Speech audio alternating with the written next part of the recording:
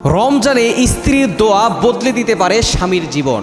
অনেক স্বামী আছে এই রমজানও স্ত্রীকে কষ্ট দেয়। এই রমজান হচ্ছে পরিবর্তনের মাস, কিন্তু অনেক স্বামী রমজানও পরিবর্তন হতে পারে নাই। তারা তাদের কাপড় চেঞ্জ করেছে, তারা টুপি পরা শুরু করেছে, পাঞ্জাবি পরা শুরু করেছে, কিন্তু চরিত্রটাকে পরিবর্তন করতে পারে নাই। স্ত্রীর সাথে সে আগের মতোই ব্যবহার করে যাচ্ছে, স্ত্রীকে বকাঝকা করছে। এটা কখনো করবেন না। রমজানে একজন স্ত্রীর দোয়া তার স্বামীর জীবনটাকে পরিবর্তন করে দিতে পারে। এজন্য স্বামীরা স্ত্রীর কাছ থেকে দোয়া নেবেন, স্ত্রীকে খুশি রাখার চেষ্টা করবেন। আপনার স্ত্রী সারাদিন কষ্ট করে, সারাদিন রোজা রেখে আপনার জন্য ইফতার আয়োজন করে, সারির আয়োজন করে, সব কিছু গুছিয়ে রাখে, আপনার সন্তানকে দেখাশোনা করে। ওই স্ত্রীকে কষ্ট না দিয়ে স্ত্রীর কাছ থেকে দোয়া চাইবেন। স্ত্রী যদি স্বামীর জন্য দোয়া করে, ওই স্বামীর সংসারে শান্তি আসবে, স্বামীর অভাব দূর হবে। কোনো স্বামী যদি পরকীয়ায় লিপ্ত থাকে, স্ত্রীরা এই ইফতারের সময়, ইফতারের পূর্ব মুহূর্তে আল্লাহর কাছে দোয়া করবে, আল্লাহ পাক রব্বুল আলামিন সাথে সাথে দোয়া কবুল করে নেবেন।